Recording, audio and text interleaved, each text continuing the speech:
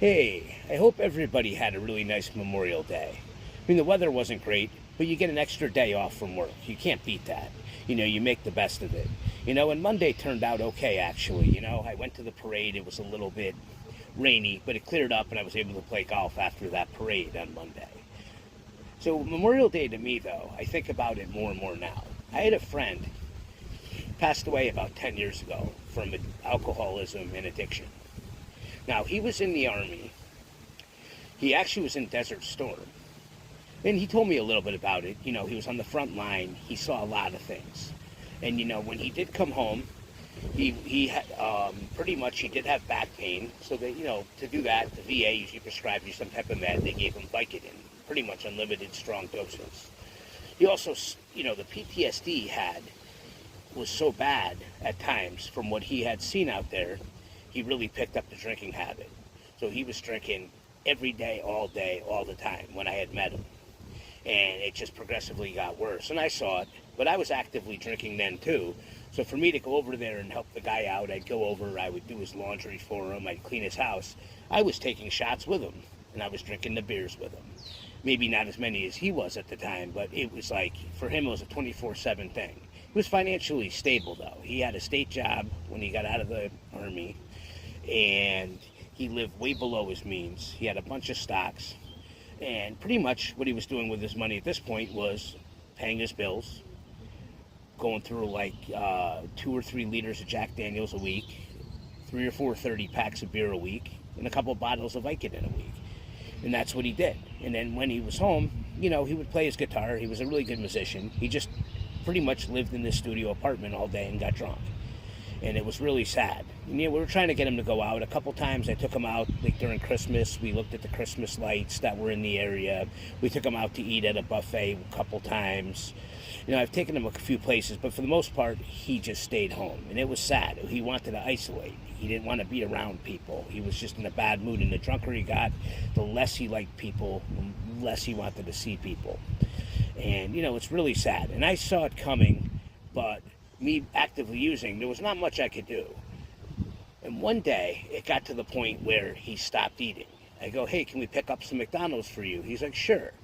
So we went to the drive-thru. I got a McDonald's. I left it there for him. He was pretty much passed out in his bed.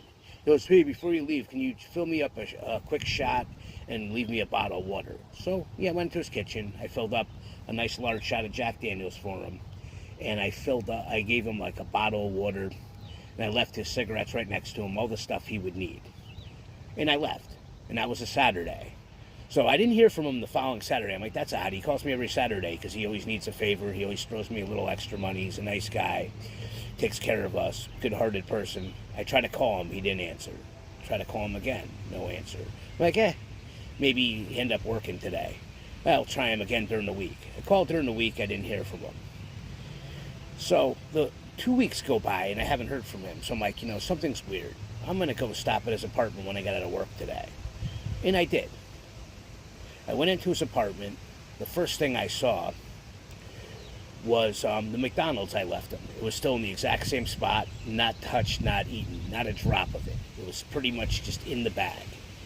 That bottle of water I left him was still on his bed, but he wasn't on his bed. That shot I left him looked like it had fell on the ground and just sunk into the carpet. That's the first thing I saw when I went there. Then as I turned my head a little bit, I saw my friend Johnny.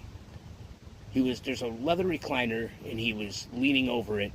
His pants were down on the ground. His sweatpants or whatever he was wearing was on the ground. He was hovering over his chair with his hair hitting the grass almost. More or less. He was just done. His hair was on that carpet. It looked like, so I was like, oh wow, this doesn't look good. Johnny, wake up. Johnny, wake up. And I started getting closer to him. And I had a friend with me at the time too. I said, hey, can you do me a favor? Can you go over there and just try to knock him? I was kind of creeped out. He was just there, but non-existent, non-responsive. My friend went up there and gave him a little poke. When he poked him, he just fell straight back in the same spot. So I'm like, oh my, this is not good. I wonder how long he's been like this. I called 911. They came over. They said, rigor mortis has already set in. He must have passed away quite a few days ago.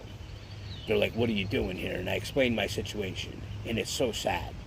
And I did see it coming because I saw he had medicine, like hepatitis medicine coming in. He was not eating. All he did was drink. So I think on Memorial Day about him, because, he did serve for our country. He really had no chance to not become a raging alcoholic. Right when he got out, the VA just prescribed him medicine, put him to work. He had all these needs that he really needed to take care of, and he just drank them away. And I saw it. So every Memorial Day, I honor him. He was a great guy, and I wish I was sober when I had known him better, because I would have gotten him to go to the hospital. I know he was really tough to get to go anywhere. He wouldn't make any calls. Even when he looked sick, he would just say, "Oh, I'm fine. I'll take a shot. I'll go to bed. I'll be good."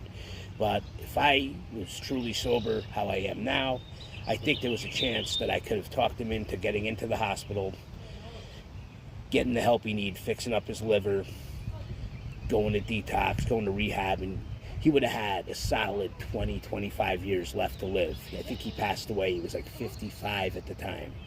And I think about that. And Memorial Day, I definitely honor him. I have flashbacks of what a good guy he was. And, I appreciate it. Well, I hope everybody had a really good Memorial Day. Just want to give that story.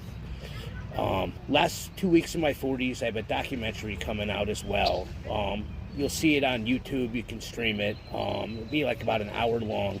It's called Last Days of My 40s. Like I said, it's just going to show from where I was when I was 40 to where I am now. I'm doing that for Recovery Network, but you're more than welcome to watch it. And it'll be short. There'll be a couple other guests coming into it that were part of my life in those 10 years. And I'm going to show different places and people and things, the stuff that you stay away from when I started to where I am now. Anyways, everybody have a great day, and I'll talk to you soon.